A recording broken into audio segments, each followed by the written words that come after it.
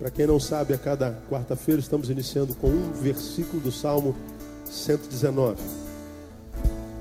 O maior capítulo da Bíblia, dividido todo ele em estrofes de oito versículos. Cada estrofe de 8 representado por uma letra do alfabeto grego. Falamos sobre isso no primeiro dia. E nós nos comprometemos até o final do ano a examinar todo o Salmo, versículo por versículo, ou pelo menos os versículos que forem possíveis até o final do ano. Sempre uma palavra breve para nossa edificação no início do culto. Salmo 119, versículo 5. Diz assim o texto: Oxalá sejam os meus caminhos dirigidos de maneira que eu observe os teus estatutos. Só isso. Repita após mim: Oxalá sejam os meus caminhos dirigidos de maneira que eu observe os teus estatutos. Amém? Pode sentar. Primeiro que Oxalá não é o Exu da macumba. Ih, rapaz, teve um grito lá atrás. É ele não? Está amarrado, hein, meu?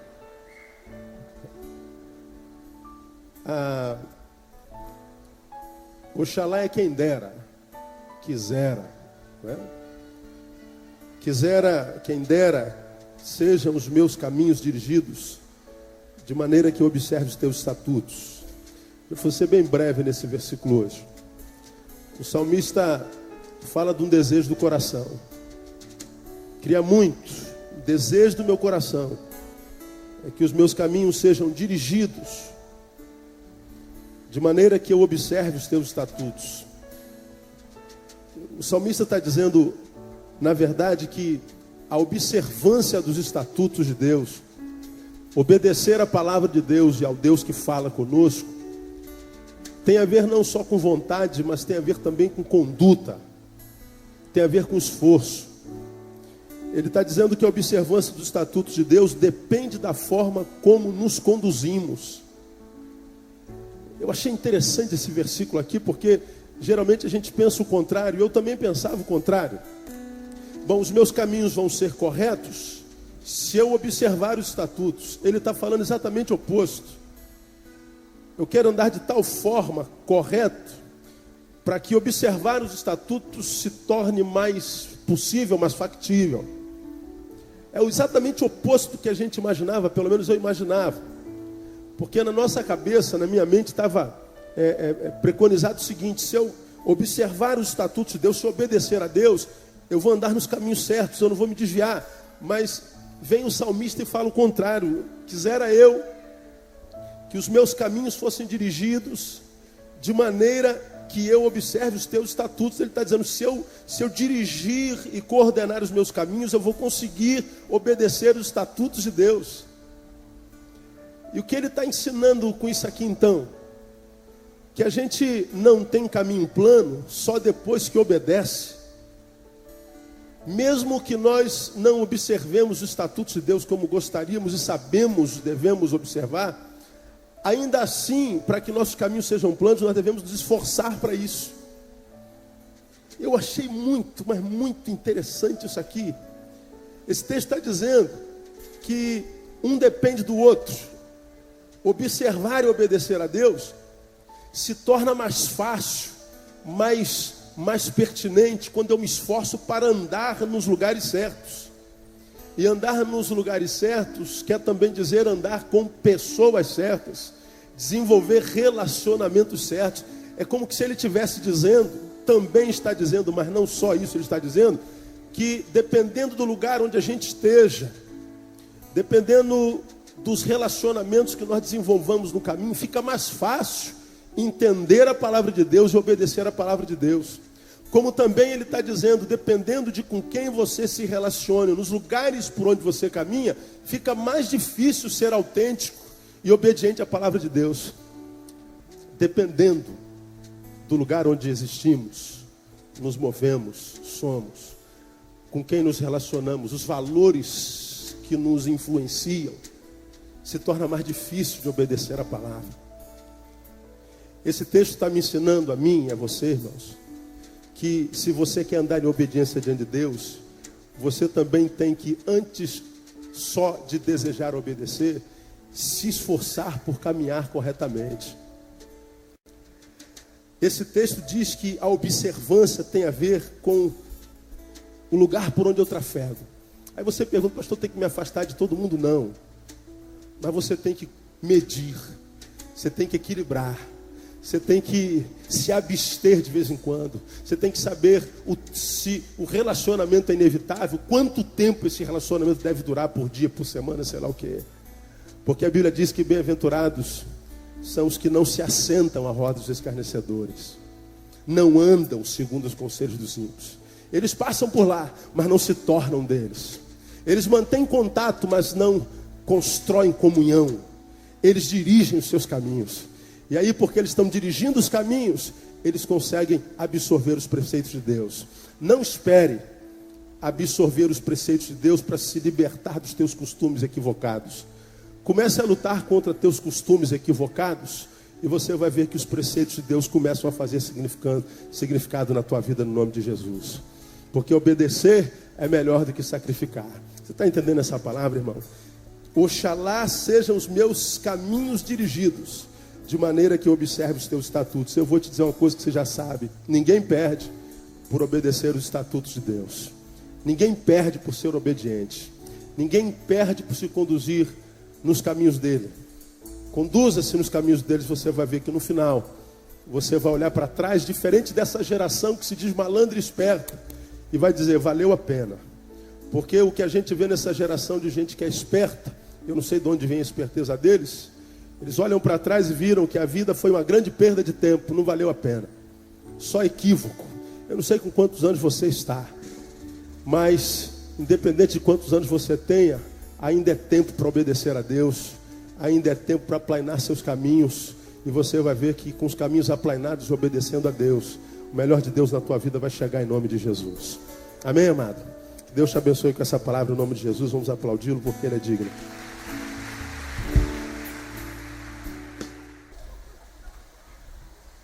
Você já abriu em Tiago capítulo 3? Versículo 13. Hoje nós vamos só dar um pontapézinho inicial. Quem dentre vós é sábio e entendido? É uma pergunta da palavra. Quem dentre vós é sábio e entendido? Mostre pelo seu bom procedimento as suas obras em mansidão de sabedoria.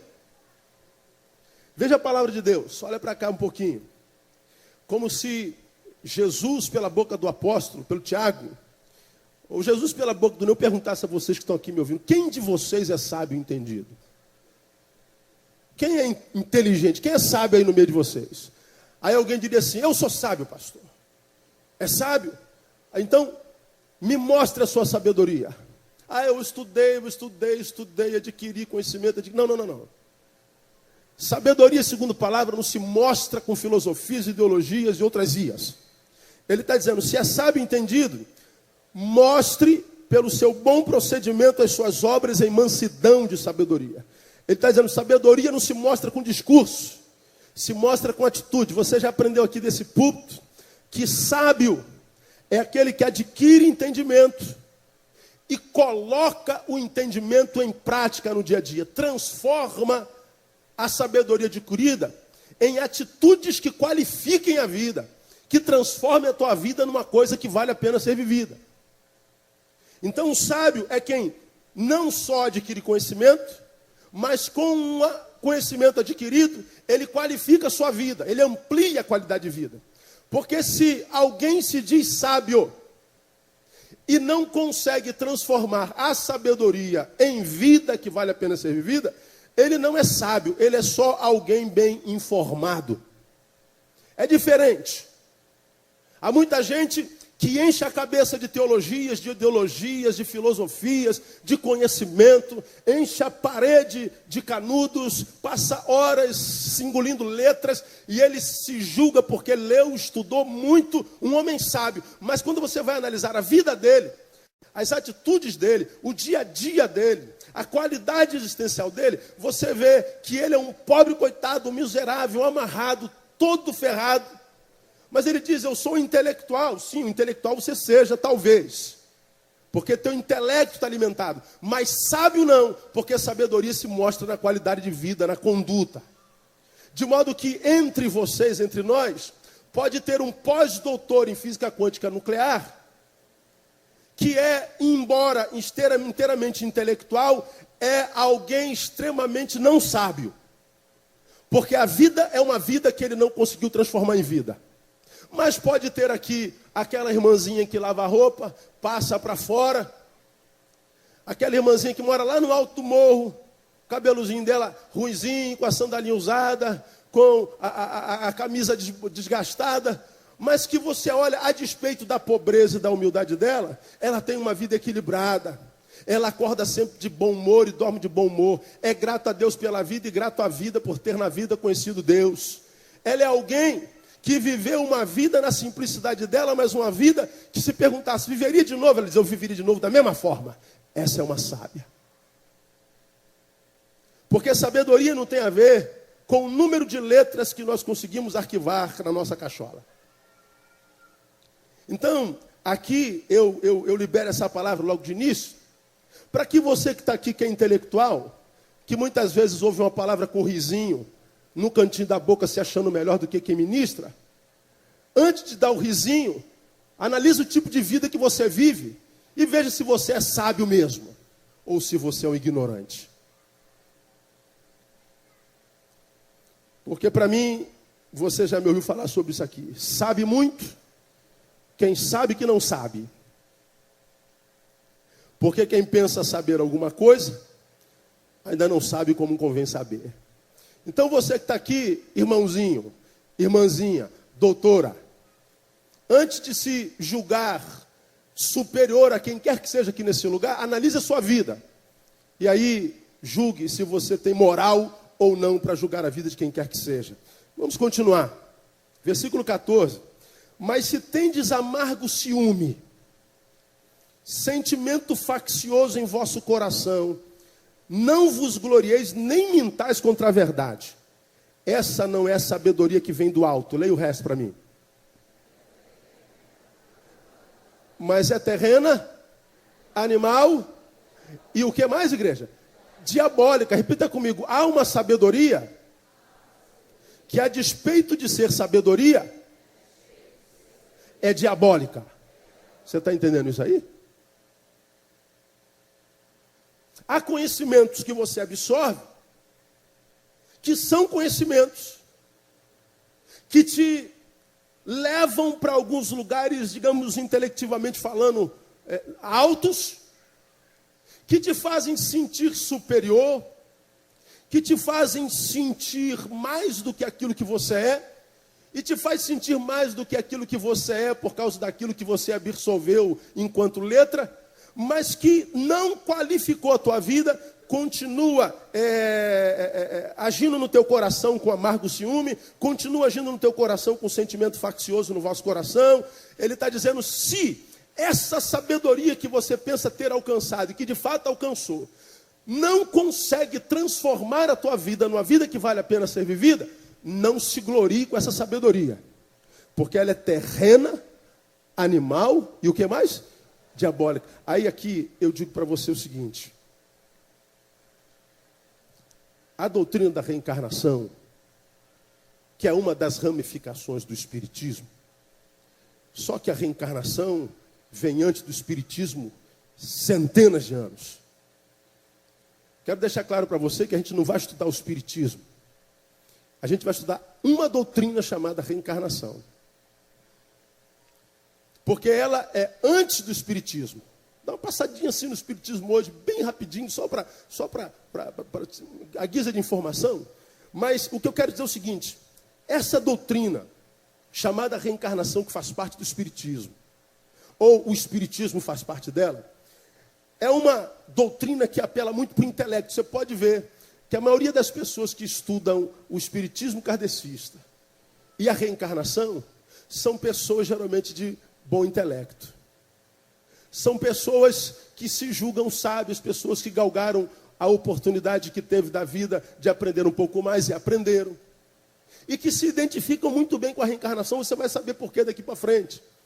Por que que geralmente os mais intelectuais se simpatizam pela reencarnação? Por que que geralmente são os mais simples que estão no cristianismo, os mais pobres? Quais respostas nós damos para esse tipo de coisa? Aí, esse texto aqui começa a clarear a nossa mente. A sabedoria é sabedoria, mas a sabedoria que é do céu e a sabedoria que é do inferno.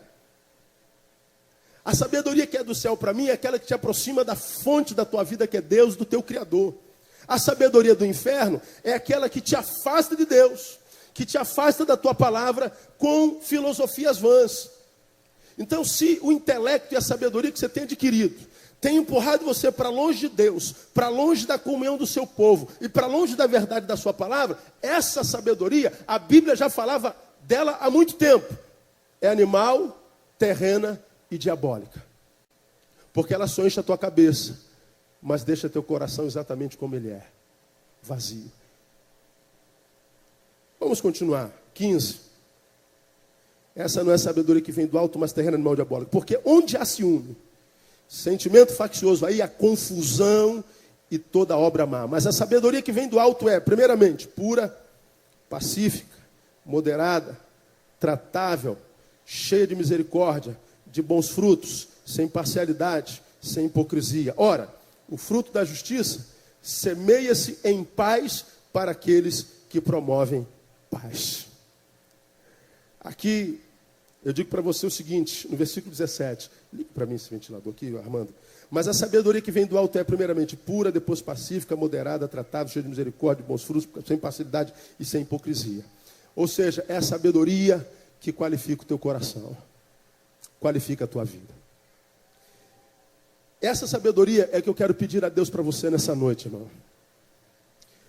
Eu tenho pedido a Deus para a minha igreja desde sempre, que Ele nos abençoe com o espírito de sabedoria. Você me tem ouvido pregar aqui desde há muito tempo, que para mim viver o Evangelho é viver a vida da melhor maneira possível. É viver uma vida equilibrada. É aproveitar cada momento dela, seja os tristes, sejam os alegres. É saber viver uma vida equilibrada, porque a proposta de Jesus para nós foi: eu vim para que vocês tenham vida e vida com abundância. Quem vive a vida com abundância, a vida equilibrada, esse vive o Evangelho.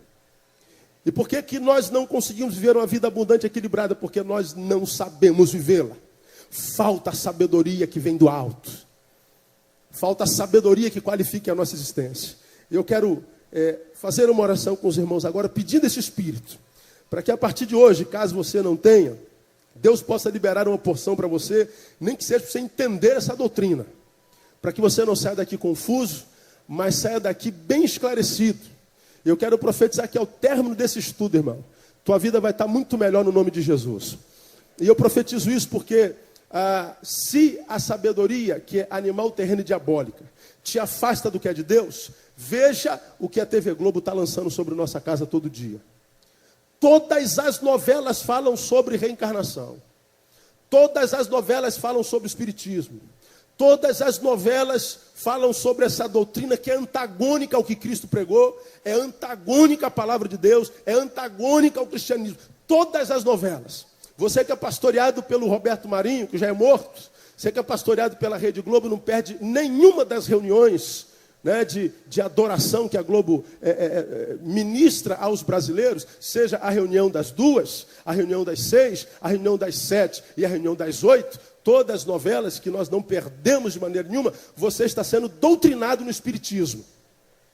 E o que eu quero que nesse período haja uma desintoxicação, e que você seja liberto, e que Deus possa poder transformar a tua vida numa vida que vale a pena no nome de Jesus. Vamos cair em pé uma vez mais, amado, por favor. E vamos orar. Pega na mão do irmão que está do seu lado. Feche teus olhos. Aleluia. Pai amado, no nome de Jesus, eu quero te fazer uma oração específica sobre a tua igreja nessa noite, Pai. Tu sabes da importância do que vamos estudar a partir de hoje. Tu sabes como o nosso país tem sido bombardeado por palavras que não são a tua palavra, Deus. Tu sabes quanto da sabedoria que é animal, terrena e diabólica tem alcançado as mentes e os corações dos homens dessa geração. E é em função desta sabedoria, animal, terrena e diabólica, que os homens estão longe de ti. E os que se dizem perto não conseguem ver a vida do Senhor gerada em suas vidas. Tu sabes da qualidade de vida que tantos dos que se dizem teus têm vivido. Vidas que não valem a pena ser vivida. Porque quem sabe não consegue, ó Deus, se libertar da sabedoria animal, terrena e diabólica e absorver a sabedoria que vem do alto pelo teu Espírito Santo, pela tua palavra. Nesta noite, Deus, eu quero te pedir que pelo Espírito Santo do Senhor, tu possas tocar na mente de cada servo teu aqui nesse lugar. Tu possas, ó Deus, abrir os olhos do entendimento. Que a palavra que for ministrada neste lugar seja clara como a lã, pura como a água, mas pura aos ouvidos do teu filho. E que chegue até o coração da tua igreja como palavra de Deus, Pai. Transformando os corações, libertando os corações, gerando qualidade de vida. Deus, tu sabe quanto oprimido eu fui ao preparar esta palavra. Tu sabes quanto Satanás, ó Deus, tentou-me para me desviar dela. Tu sabes quantas lutas passei para ministrar essa palavra à tua igreja, mas o Senhor deu vitória. A palavra está pronta e nós sabemos que ela há de abençoar a tua igreja. E nós queremos, Pai, na autoridade do nome de Jesus, anular todo intento do inferno. Todo espírito de dispersão, de facção, de distração, caiam por terra no nome de Jesus. Eu repreendo toda obra do inferno nesta hora e declaro, ó Deus, o senhorio do Senhor nesse lugar. Ó Deus, manda brasas do teu altar e queima todo espírito contrário no nome de Jesus. Damos boas-vindas ao Espírito Santo de Deus, o Espírito de profecia, o Espírito de sabedoria, o Espírito de discernimento. Nós evocamos pela tua palavra tais Espíritos e declaramos o senhorio de Jesus neste lugar. Traz luz e discernimento à tua igreja e livra-nos da confusão, livra-nos da dúvida, livra-nos do engano do diabo, porque nós queremos a vida abundante prometida na tua palavra na nossa vida. Seja assim, porque nós profetizamos que assim será e declaramos que assim é, porque nós oramos e abençoamos no nome de Jesus. Amém e aleluia. Aplauda o Senhor uma vez mais, igreja. Pode se sentar. Bom, vamos lá, vamos introduzir a doutrina da reencarnação. Essa doutrina, amado, chamada reencarnação, ela tem ocupado uma posição de muita importância, não só na religião, mas na filosofia por milênios. Milênios. A reencarnação não é de agora. Como eu falei para você, nós não vamos estudar o espiritismo em si. Principalmente o espiritismo moderno, que foi codificado por Allan Kardec, que é o expoente do espiritismo aqui no Oriente, principalmente no Brasil. Mas para você ter uma ideia, o tal do Hippolyte Léon Denisard Rivail, que é o conhecido como Allan Kardec, que não é o fundador do espiritismo, ele codificou, ele sistematizou o espiritismo. E ele só veio fazer isso em 1856. Porque até então ele era um anatomista. Ele não tinha envolvimento com religião. Foi quando ele começou a fazer um estudo sobre doenças mentais, que ele se encontrou com alguém que estava muito envolvido com o espiritismo, e por essa doutrina ele foi se apaixonando.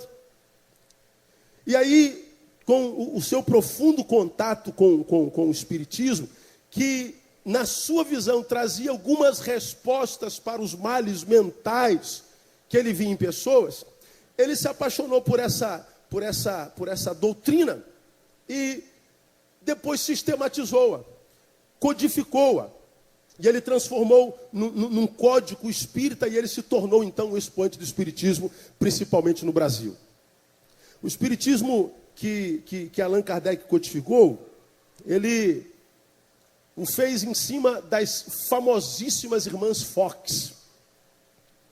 Eu tinha preparado alguma coisa para falar sobre as irmãs Fox, mas eu acho que é irrelevante.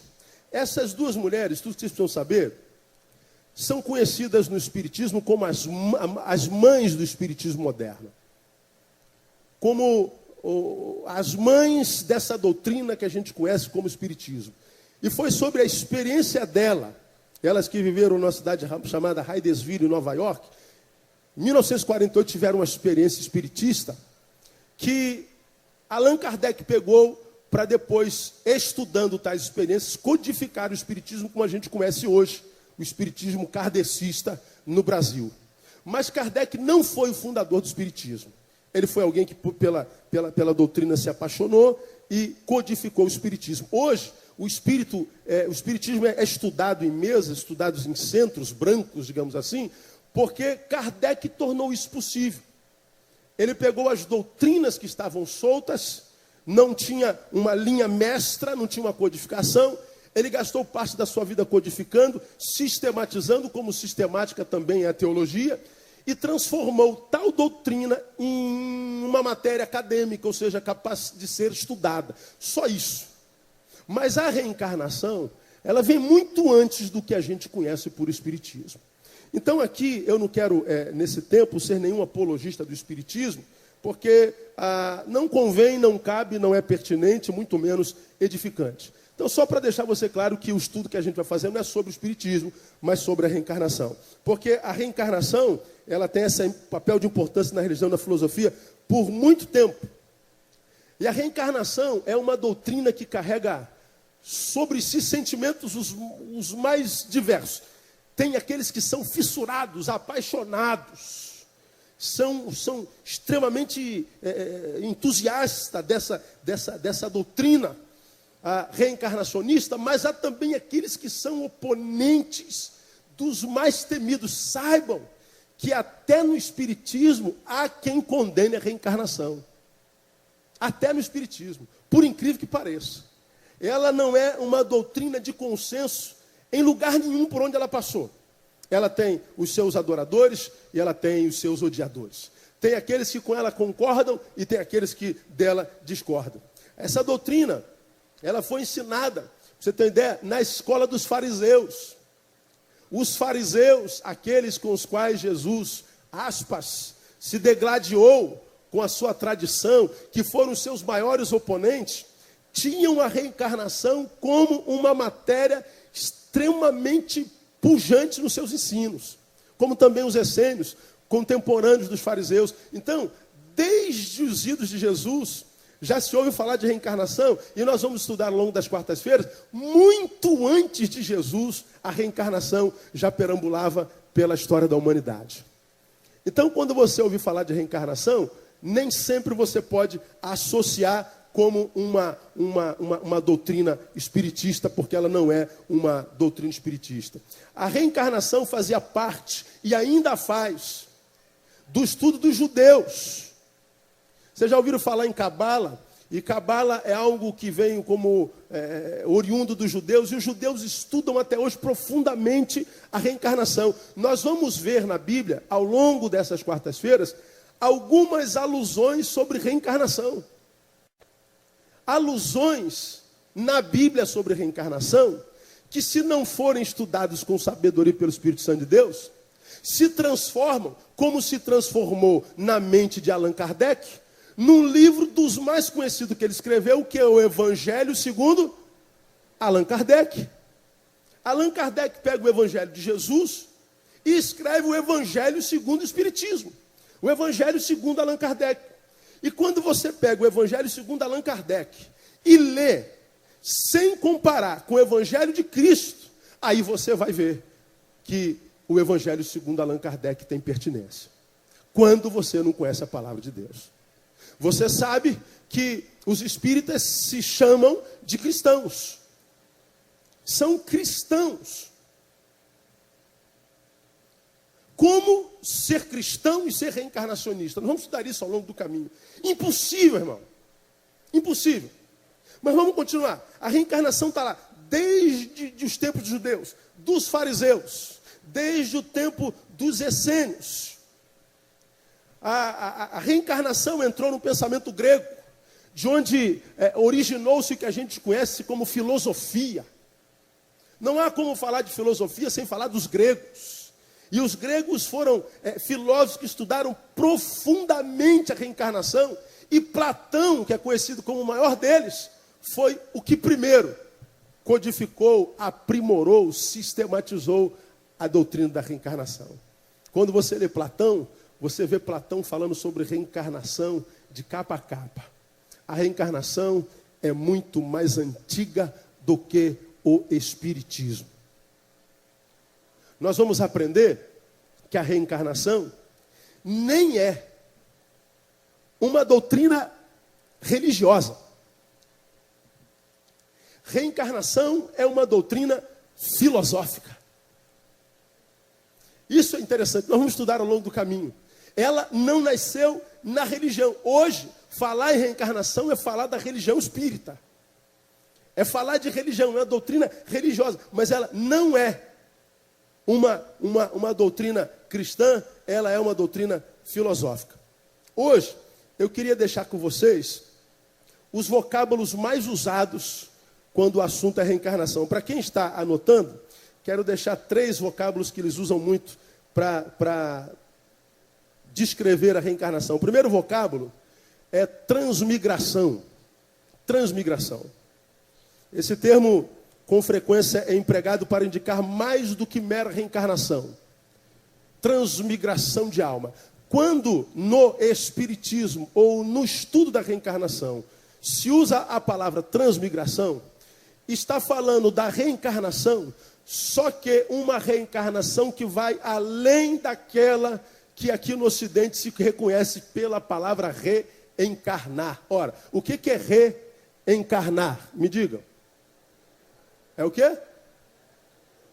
Voltar à carne. Reencarnar é voltar à carne. A transmigração vai além disso. A reencarnação, que é o segundo vocábulo, a palavra já diz, é reencarnar. Você morre, vai para um estado superior e depois você volta a este mesmo mundo, só que numa outra carne, numa outra vida. Eu hoje sou Neil, eu morro, daqui a quanto tempo independe, eu posso voltar a esse mundo, só que não mais nesse corpo, não mais nessa carne, mas numa outra carne. Eu posso vir a ser um outro ser humano, um homem ou uma mulher. Reencarnação só é possível na carne de um homem. A transmigração, não. Na transmigração, é uma ramificação da reencarnação, o sujeito, ele volta à vida. Né? A alma humana é capaz de retornar sobre qualquer forma de vida. Ele pode voltar ao mundo, seja num vegetal. Eu posso ser Neil hoje, e na próxima vida eu posso ser uma grama. Eu posso voltar como um animal. Eu sou Neil hoje, no ano que vem, na outra vida eu posso ser uma minhoca, posso ser um cavalo, posso ser um jumento. Quantos viram aqui um filme antigo, 7 anos no Tibete? Alguém, você não precisa lembrar do filme, só que viu ou não, você viu? Com Brad Pitt. Ele passou 7 anos no Tibete, lá ele conheceu lá o Buda. O Buda? Como é o nome? O Lama. Lama, né? O Lama. E aí, ele começou a apresentar o Ocidente lá para o menino, que era a reencarnação de Buda. E eles combinaram de fazer um templo de adoração mais portentoso à luz da arquitetura ocidental. E eles começaram a obra. O que aconteceu? Os indianos, os tibetanos começaram a cavar a terra. E o que aconteceu? Eles começaram a descobrir muitas minhocas na terra. E aí se recusaram a continuar a obra, pararam a obra, mandaram continuar, mas os tibetanos se recusaram a continuar a obra, porque quando eles batiam com a enxada, com a ferramenta para abrir as terras, eles estavam matando minhocas. E aí Brad Pitt ocidental não entendia por que o cuidado com as minhocas, e eles disseram, não, porque nós podemos estar matando alguns dos nossos parentes. Porque eles acreditam que um ser humano pode reencarnar em qualquer tipo de vida. Seja vegetal, seja animal, seja de que ordem for, de modo que quem acredita nessa vida, que transmigração é verdade, você está dizendo, eu acredito que a gente pode voltar à vida, seja em qualquer forma de vida, vegetal, animal, humana, ou até num ser divino, ou num demônio. Se volta num ser divino ou num demônio, não reencarna.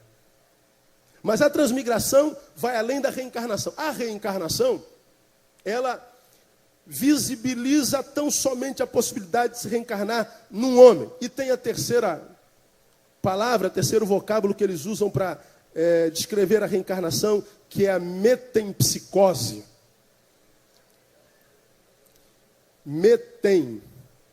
Metempsicose. Vem de meta, novamente, e psiquem, animar. Animar novamente. Quem usa a palavra metempsicose, acredita tanto na reencarnação como na transmigração. Então, quando você ouvir falar de reencarnação na sociedade, for estudar reencarnação, se encontrar com quem crê nela, as três palavras conotam a reencarnação. A primeira, em qualquer forma de vida, seja vegetal, animal, humana ou até espiritual. A reencarnação só na humana e a metempsicose como em qualquer uma das duas possibilidades. E para hoje ainda, eu quero estudar com você a história da reencarnação no pensamento humano. Depois nós vamos entrar na Bíblia, você vai ter que ter um pouco de paciência. Toda vez que a gente fala sobre reencarnação, qualquer estudante que você encontrar no caminho, eles vão dizer, a reencarnação nasceu nas religiões orientais, principalmente em hinduísmo ou islamismo. Todo mundo acredita que ela nasceu no pensamento religioso, que ela nasceu num pensamento de religião, seja o hinduísmo, seja o budismo, seja o islamismo, seja lá o que for. Mas nós vamos ver que a ideia da reencarnação, e talvez não a reencarnação sistematizada como sistematizou Platão, posteriormente Kardec, mas a ideia dela vem muito antes do hinduísmo e do budismo. E entre as razões mais antigas para se crer na possibilidade da reencarnação está na relutância do homem em aceitar aquilo que é o maior inimigo de todo ser vivo. Qual é o maior inimigo do ser vivo? Como é o nome dele? A morte. Quem é que se acostuma com a morte, meu irmão? Você tem um parente que está com câncer no estômago. Câncer no estômago não tem, cientificamente falando, nenhuma possibilidade de cura. Os médicos mandam para casa para morrer com a família. Se houver cura, só na possibilidade do milagre. E o milagre também é remoto. Todavia, mesmo que nós saibamos que o nosso parente está com uma enfermidade terminalmente terminal, nós, seres humanos, nos recusamos a consolarmos-nos antes da morte chegar. Nós acreditamos na possibilidade da permanência da vida até o último fôlego. E mesmo na situação dessa, quando morre, ainda assim, nós somos tomados por espasmos de incredulidade. Ninguém acostuma com a morte. Nós não nos acomodamos com a morte. Nós não nos relacionamos bem com a morte. Nós não gostamos da morte. Nós fugimos da morte. Nós não gostamos da palavra morte. Nós não gostamos da ambiência da morte. Nós não gostamos de falar de morte. Embora a morte seja a única certeza que nós temos na vida. Ou não? Do que mais você tem certeza na tua vida, se não só de que vai morrer? Ora, se você tem certeza de que vai morrer, por que a morte, quando chega, nos oprime tanto? Por que a morte faz tanta dor no nosso coração? Por que a gente chora tanto? Gente, é normal. Morreu, nasceu para morrer. Chora não, minha irmã. Você viveu com esse marido 40 anos, está chorando por quê? Teu filho morreu porque o dia dele estava lá escrito. Alguém se consola assim dessa forma? Impossível. E você pode ter certeza, nós vamos usar a Bíblia agora, que a relutância do homem em encarar a morte física como um fim de tudo, foi o que deu origem à tal da reencarnação. A reencarnação, que é a volta à vida. A ideia é de que nós somos muito importantes para termos uma vida tão curta. Nós somos muito superiores para admitir que a gente passe pela vida só com 70 anos. Nós somos um projeto muito superior de todas as outras partes da criação, para passarmos pela vida tão brevemente. Agora pensem comigo. Tem gente que passa pela vida nesses 70 anos e que morre feliz, não tem? Não tem gente que chega no final da vida, está lá na cama, olha para trás e fala assim, puxa vida, minha vida valeu a pena. Meus filhos estão todos encaminhados, meus netos. Caramba, Deus, muito obrigado por essa vida que tu me deste. Deus, eu sou grato a ti pelo que eu pude experimentar enquanto eu estive aqui nesse plano. Gente que chega à terceira idade, e chega à terceira idade extremamente equilibrado, irmão. Sem depressão, muitas vezes até sem doença, de altíssimo astral. Gente que quando olha para o cabelo branco no espelho diz assim, gente, como é que eu fiquei charmoso com esse cabelo? Mulheres que se olham no espelho e as rugas começam a marcar o rosto e diz assim, rugas, sejam bem-vindas.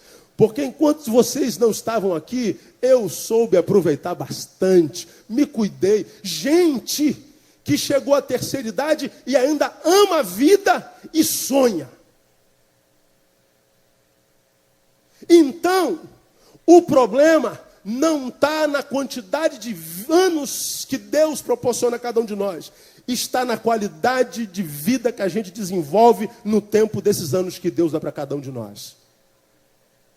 Por que alguns chegam à metade da vida e já estão desistindo? Porque não souberam viver a primeira metade. Porque não souberam transformar a vida em vida pela sabedoria da palavra. Então, essa impossibilidade de só viver 70 anos, 80 anos, não cabe. O problema não está na quantidade de anos, mas na qualidade deles.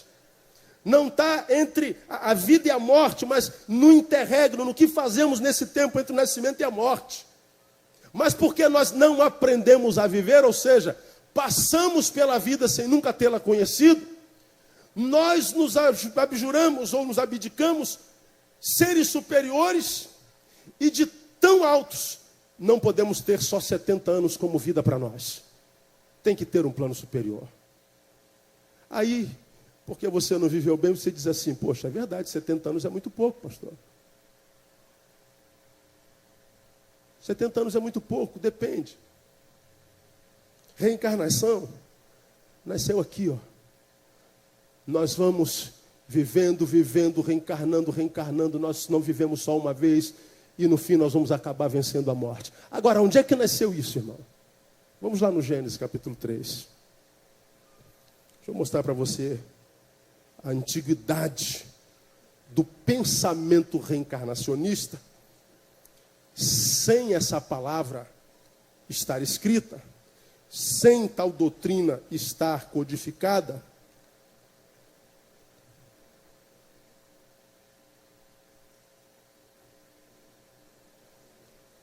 Sem essa doutrina estar sistematizada.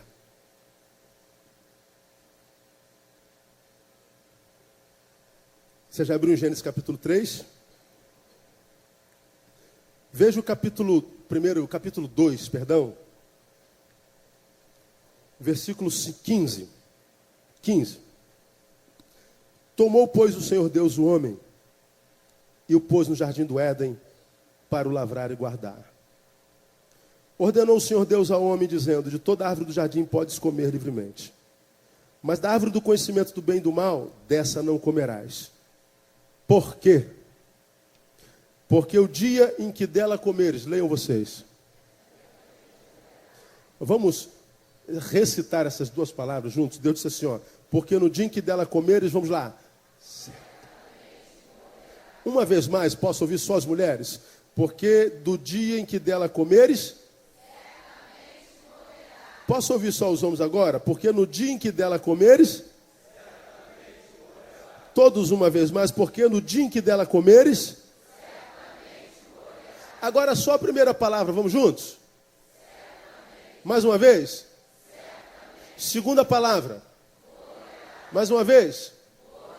Se desobedecer, o que acontece? Morre.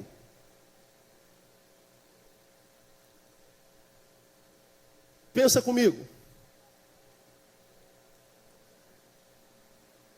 Qual era a ideia de Adão e Eva a respeito de morte? O que Adão e Eva podiam saber a respeito de morte? Tinha como saber alguma coisa, irmão? Eles acabaram de nascer. Eles não conheciam pecado. Eles não tinham um sistema teológico escrito e não tinham livro na mão para conhecer morte. Eles não tinham passado, antepassados. Eles são a origem de tudo. Então como é que Deus fala de morte? Da mesma forma como fala de família. Deixará teu pai e tua mãe unir-se à sua mulher. O que Adão e Eva sabem a respeito de pai e a respeito de mãe? Quem foi a mãe de Adão e de Eva? De que família eles faziam parte? Como é que eles iam deixar pai e mãe? Ora, quando Deus fala de pai e mãe, Ele fala de origem, família. Ele está falando de fonte. Ele está falando de relacionamento emocional, de vínculo, de relacionamento umbilical. Quando ele diz deixar pai e mãe, ele está falando, olha, só pode se casar quem cresceu, quem está em condições de cortar o cordão umbilical, de ser independente. Ele não absorveu esse conhecimento de histórico passado, nem de livros, mas esses são tipos de conhecimentos que está implícito. Que visão que eles tinham de morte? De herança nenhuma, mas estava implícito. É como sexo na nossa vida, irmão. Como sexo. Tem escola de sexo? Para a gente aprender a fazer sexo? Já ouviram falar? Ó, aqui ensina-se sexo. 1º grau, 2º grau e 3º grau. Eu tenho um cachorrinho lá em casa chamado Shadow, que ele tem 1 ano e pouquinho. Nunca vi uma cachorrinha na vida dele. Nem sabe o que é isso. Mas de vez em quando ele sobe lá na nossa perna e fica fazendo saliência. É só aparecer uma menina nova lá em casa, você tem que ver, cara. É um safado aquele cachorro. Nunca vi uma cachorra, nunca viu um casal de cachorrinho transando, nunca viu nada. Mas de vez em quando ele está aceso, está fogoso. Sobe na perna dos outros. E geralmente de mulher. Na minha eu dou um bico nele logo e vai embora. Pastora não vai deixar, né? Lógico. Filhão nosso, na Shadow Barreto. É um filho. O bicho vira e mexe, sobe na nossa perna, na perna delas. E fica lá de saliência, meu irmão. Nunca viu nenhum cachorrinho fazer sexo. Nunca viu nenhum cachorrinho fazer nada. Mas ele já faz o gesto certinho, sobe no travesseiro, fica lá em cima do travesseiro. E aquela coisa, você sabe como é que é, não sabe? Sabe? Aí eu pergunto você, onde é que ele aprendeu isso? Sua filha com 12, 13 anos, seu filho, já começa a esfregar lá o órgão genital. A pulsão já começa a se tornar presente. Estou aqui, cuidado comigo. Eu sou quase que incontrolável, segura, porque senão eu te arrebento. Está lá. E se encontrar com o sexo oposto, mesmo sem nunca ter tido contato com ele, sem ter visto lugar nenhum, quem sabe até sem ter ouvido, eles sabem fazer sexo. Sabe que aquele pintinho que ele tem é para entrar no buraquinho que ela tem. Eles se acham. Sabe por quê? É ensinamento que está implícito. quando Deus diz assim, certamente morrereis, talvez eles não soubessem o que era morte, mas eles sabiam o que era vida. E quem está vivo, mesmo que não saiba o que é morte, não quer perder a vida. Eu não sei como é que se chama a ausência da vida. Não sei se é morte, não sei o que é. Mas eu sei que Deus, quando está falando certamente morrereis, Ele está falando que a gente vai perder alguma coisa preciosa. E tudo que eles tinham na vida era vida. Aí, com a palavra de Deus, certamente morrereis, foi que Satanás entra na história. Está Adão e Eva, mais precisamente Eva passeando no jardim, aparece Satanás da serpente. Ei, oi moça, tudo bem? Como vai? Eu sou a serpente. Oh, muito prazer, eu sou Eva. Está fazendo por aí? Eu estou dando um rolê, vendo as modas, vendo o que tem de novo aí. Aí ele puxa o assunto. Está lá no capítulo 3, versículo 1. Ora, a serpente era o mais astuto de todos os animais do campo que o Senhor Deus tinha feito. E este disse à mulher, é assim que Deus disse? Não comereis de toda a árvore do jardim? Eva responde. Respondeu a mulher à serpente, não, do fruto das árvores do jardim podemos comer. Mas do fruto da árvore que está no meio do jardim, disse Deus, não comerei deles, nem nele tocareis, para que não morrais. Disse a serpente à mulher. O que a serpente disse à mulher? Leiam, por favor. Certamente não morrereis. Repitam comigo. Certamente não morrereis. Diga a primeira palavra. Diga as segundas. Não morrereis. O que Deus disse? Morrereis. O que Satanás disse? Não morrereis. Qual palavra que você prefere ouvir? Edinho, você vai morrer. Edinho, você não vai morrer. Qual palavra que você prefere ouvir? Qual palavra soa mais aos ouvidos dos homens desde o Éden? Vai morrer ou não vai morrer? Ai, irmão. Deus sabe disso e o diabo também. Aonde é que o diabo tenta a humanidade? Exatamente naquilo que é a sua maior nóia, sua maior neura. Morte. É aqui que começa a ideia reencarnacionista. Perceba comigo, meu irmão. Satanás sabia o que era morte. Porque ele está morto desde sempre. Quando é que Satanás morreu? Quando Deus o separou da vida. Quando é que Satanás foi separado da vida? Quando ele desobedeceu a Deus. Satanás conhece desobediência, Satanás conhece separação de Deus, Satanás conhece distanciamento do jardim. Satanás sabe que a morte se estabelece antes da morte chegar. Satanás sabe que pior do que a morte é a ausência da vida. E há muita gente que passa pela vida sem nunca ter vivido. Aí diz assim, meu Deus, será que eu só tenho esse tempo? Vida é isso que eu desenvolvi? Não é possível. Tem que ter um outro plano. Tem que ter uma outra vida. Aí você vai ver ao longo do estudo que a reencarnação, toda ela está baseada sobre pressuposições e achismos. Ou seja, não é possível que a vida só tenha 70 anos. Porque, meu Deus, olha o que eu passei na vida nesses 70 anos. Seria uma injustiça de Deus. Que isso que é tão grande quanto eu, possa viver só 70 anos, uma vez que nesses 70 anos eu não consegui viver, existir. E aí cria-se, sobre a palavra original, certamente você não vai morrer.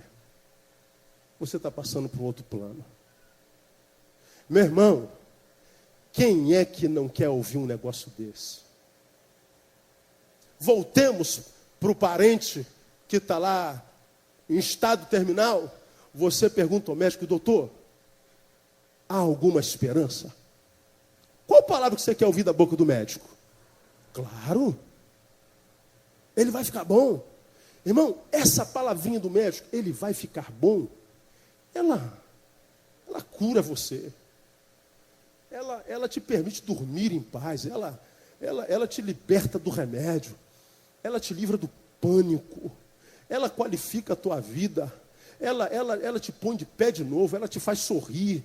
Ela devolve a você a vontade de almoçar e jantar de novo, de comer, que você não estava fazendo porque estava com medo daquele parente amado ser acometido pela ausência da vida. O médico diz, vais viver, ou seja, certamente não morrereis. Essa palavra, você vai transcender a morte, você vai conseguir dar uma volta na morte, a morte não vai te vencer. Essa palavra ecoa na nossa mente, irmão, como palavras inefáveis desde o Éden. E foram essas palavras do diabo que fizeram com que o pecado entrasse no mundo. Porque mesmo sem conhecer a morte, Eva preferiu ouvir o diabo, porque a palavra não morrereis é muito melhor do que a palavra certamente morrereis.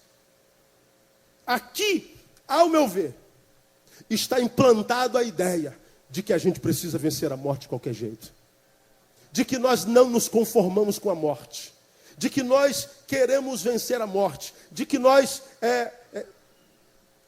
temos uma sede pela vida tão grande, que quando nós não conseguimos vivê-la, precisamos de um subterfúgio filosófico, ideológico, para que possamos morrer com um pouco mais de paz. Ou seja, voltarei. A reencarnação é uma demanda da psique e do inconformismo humano. É assim que ela começa. E aí, a partir da próxima quarta-feira, nós vamos começar a estudar a antiguidade do conceito, que começou pela incapacidade do homem aceitar a morte. Ninguém quer morrer, irmão. Quantos têm certeza aqui que quando morrerem, porque estão em Cristo, vão reinar eternamente com o Senhor nos ares? Levante a mão. Diga assim, eu vou estar com o Senhor para sempre. Amém ou não amém? Me digam vocês, o céu é melhor do que a terra ou não é? Os que estão no céu são melhores do que os que estão na terra ou não são? Agora você quer ir para o céu? Já? Não, né, irmão? Por que você não quer ir para o céu? Porque para ir para o céu tem que passar pela morte. Então eu prefiro viver na terra para sempre. Porque o que eu não quero é morte. A reencarnação é uma resposta para a incapacidade humana de submeter à morte. Está aqui Gênesis capítulo 1. Satanás sabe disso. Agora, para a gente terminar o estudo de hoje,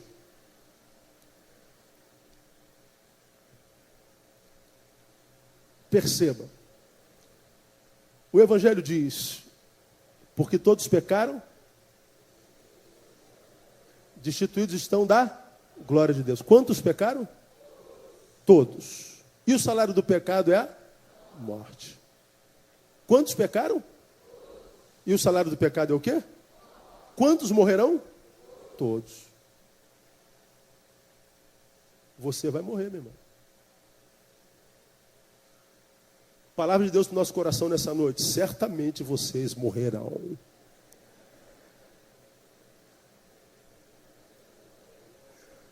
Alguns de vocês disseram assim, está amarrado em nome de Jesus. Outros de vocês disseram, eu não recebo. Quantos têm coragem de confessar que falaram isso aí? Ninguém tem coragem, né? Bando mentiroso. Ah, confessa, né, irmão? Está amarrado, eu quero morrer com 200 anos. Ali eu não quero morrer. Quero ser arrebatado. Vem, Senhor, na minha geração. Mas quando eu tiver com uns 90 anos, lógico, não vem tão cedo não. Não é? Porque está cedo, minha vida é boa. Estou muito bem cercado de gente boa. Sou um homem apaixonado, não é? Sou um homem que tenho várias mulheres, não é? Lá na minha casa. Para quem está ouvindo aí, irmão, tenho uma mulher e 2 filhas, viu? Não é? Então, quem ama não quer morrer, quer viver. E quer viver cada vez mais. O salário do pecado é a morte. Vocês vão morrer, porque vocês pecaram. vem o diabo e diz, ainda hoje, certamente vocês não vão morrer, irmão. No livro dos Espíritos, e na biografia de Kardec, que é um livro desse tamanho, ele diz, não há morte. Não há mortos. Com essas palavras, ipsis literis, não há morte. Vem o Evangelho e diz, todos pecaram, e o salário do pecado é a morte. Agora, quer vencer a morte? O dom gratuito de Deus é a vida eterna em quem? Cristo Jesus. Só que, se alguém quiser vir após mim, tem que fazer o quê? Negue-se. Não há morte. Não há morte. Eu prefiro ouvir não há morte do que ouvir negue-se. Eu prefiro ouvir não há morte do que crer que só existe um caminho. Eu prefiro viver a vida segundo o meu parecer e crer não há mortos do que seguir o Evangelho de Jesus, irmão. É por isso que a doutrina é muito querida. Não requer absolutamente nada de quem crê nela. Mas como o pecado, eu já falei a você, ele é matricial, ele é uma matriz. Desde o Éden até hoje é a mesma coisa, o pecado é a mesma coisa. O diabo é um bestalhão, irmão. Ele só nos tenta a mesma, é uma matriz. Desdizer a palavra de Deus. Certamente morrereis, ele diz, certamente não morrereis. Foi assim que Deus disse, vocês não podem comer nenhuma árvore do jardim, não foi isso que Deus disse. Ele disse que não posso comer da árvore do centro. Mas desde sempre, a palavra dele é desdizer a palavra de Deus. É ele quem diz para você que está afastado da igreja, que você não precisa de igreja. Que o pecado que você comete não tem problema. Ele que colocou na tua cabeça a frase, o que é que tem? Agora, quando você confronta com a palavra, veja se passa. Mas, o que nós precisamos ou preferimos ouvir? Certamente, não morrereis. Aqui, a gente dá o pontapé para entender a reencarnação. Para mim, eu não precisava ouvir mais nada. Mais nada. Acho que para você também não. O resto é só informação que eu vou dar para vocês. Mas se você tinha alguma dúvida com relação à encarnação ou não, acho que você não tem mais, tem? Ah, não tem. Duvido. Mas a gente vai continuar mais uns meses para frente estudando. Na semana que vem, a gente vai estudar a antiguidade do conceito no Ocidente. A gente vai estudar a antiguidade do conceito no Oriente. E eu termino só informando. A primeira razão que originou a ideia da reencarnação foi o medo da morte. A segunda, a realidade dos sonhos. Os sonhos foram que os filósofos tomaram por base em segundo lugar para crer na possibilidade da reencarnação. Porque para eles, o sonho é mais do que uma atividade psíquica. O que é o sonho? Você dorme, teu físico, teu bio, ele adormeceu. Está em estado de morte, inerte. Mas a sua mente continua trabalhando, não continua trabalhando? Vem sonhos, pesadelos. Eles criam que os sonhos eram atividades espirituais. Eles criam que enquanto você dormia, o corpo estava inerte, mas a alma perambulava pelos ares. Uma atividade etérea, nos ares. E depois ela voltava para o corpo, te trazia de volta a consciência e você acordava. Ora, se enquanto você dorme, tua alma vaga, como que pelo sonho, logo, quando você morre, o mesmo acontece. Essa é a lógica. Essa é o que se presume. Agora, além de algo presumível, baseamos no que a verdade de por que sonhamos nossa alma vaga e volta. É só um presumimento. É só uma axiologia. Sendo que depois a filosofia, a psicanálise, até a psicologia começaram a estudar os sonhos e viram que sonho nada tem a ver com atividades espirituais, mas são atividades psíquicas.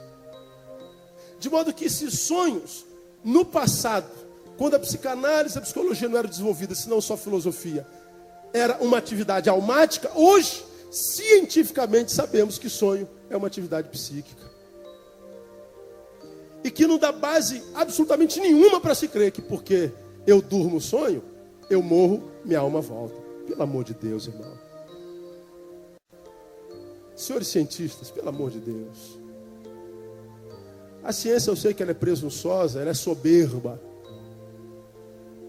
Mas não precisa ser mentirosa. Porque nada mais é do que presunção. É algo presumível, mas não tem base nenhuma. Então eu queria deixar essas informações com você, e você entendesse que a reencarnação é uma ideia real, não estou dizendo que é uma realidade, e essa ideia ocupa a mente do homem desde o Éden, que mesmo sem conhecer experiencialmente a realidade dura e dolorosa da morte, prefere desobedecer a Deus com medo daquilo que não conhecia, do que obedecer e correr o risco de viver para sempre. Desde o Éden está lá. E nós vamos ver nos profetas a ideia reencarnacionista, nós vamos ver no Evangelho a ideia reencarnacionista, só que nós vamos analisar sobre o prisma do Espírito Santo de Deus, e não de alguém que não conhece o Espírito Santo de Deus. E você vai ver que a Bíblia, embora mostre algumas ideias reencarnacionistas, são só ideias. Porque no campo real, irmão, existe um só caminho e existe uma só morte.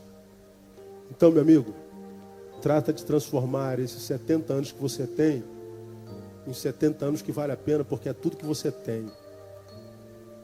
E você vai saber se valeu a pena quando chegar lá em cima, lá no final. Então, trata de guiar os teus caminhos de modo a poder observar os estatutos de Deus, como nós falamos no início desse culto. Profetizo sobre a sua vida uma vida cheia da vida de Deus, uma vida que vale a pena ser vivida, e não conte com uma segunda oportunidade só porque você não soube aproveitar a tua oportunidade enquanto você teve vida. E se a tua vida não foi vida até hoje, deixa eu falar uma coisa para você: ainda há tempo, antes tarde do que nunca. Termino mais uma vez, né? Fazendo alusão a um filme, que eu não me lembro que filme é, nem que frase é. Isaías está aí, não? Está aí, Isaías? Ele me falou dessa frase outro dia e eu gravei aqui, mas Isaías não está aí não, né? Ah, eu queria tanto aquela frase, cabia aqui certinho.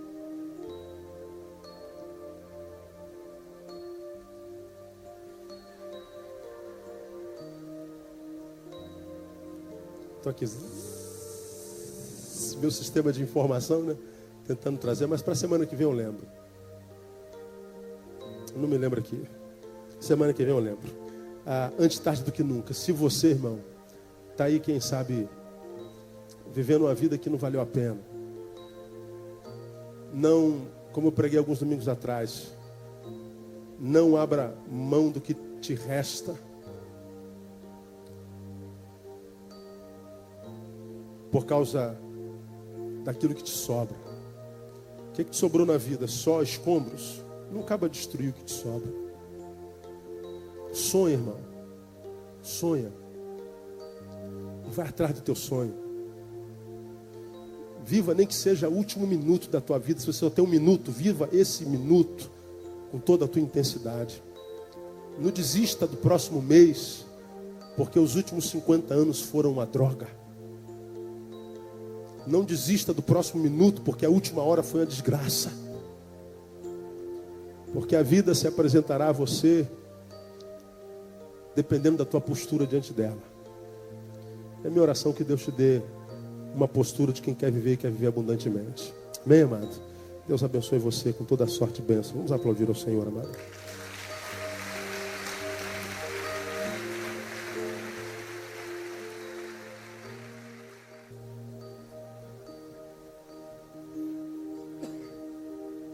Pai amado,